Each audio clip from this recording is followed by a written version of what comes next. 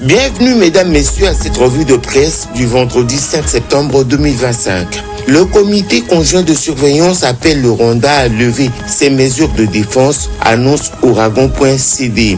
2 mois après la signature à Washington de l'accord de paix présenté comme historique entre la RDC et le Rwanda, le processus peine à produire les résultats. Réunis le 3 septembre 2025 avec l'appui des États-Unis, du Qatar, du Togo en qualité de facilitateur de l'Union africaine et de la Commission de l'UA, le comité conjoint de surveillance a dressé un constat amer.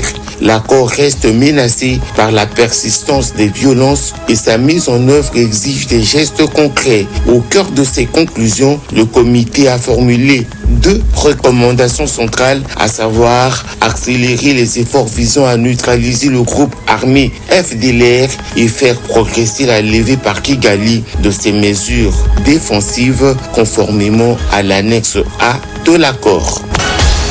Sud Kivu, nuit de tir et ville morte à Uvira jeudi, rapporte le quotidien. La nuit de mercredi 3 septembre 2025 a replongé Uvira dans une atmosphère de guerre. À partir de 22h26, des tirs d'armes légères et lourdes ont éclaté dans plusieurs quartiers de la commune de Kalundu. Les habitants surpris dans leur sommeil se sont terrés dans leur maison, redoutant une escalade de la violence. Au matin, le constat est amer, la ville est paralysée dans le cadre d'une journée ville morte. Dans le cadre d'une journée ville morte décrétée par les combattants Wazalendo et les mouvements citoyens, ces derniers protestent depuis 3 jours contre l'arrivée du général Olivier Kassiga, nommé commandant de la 33e région militaire.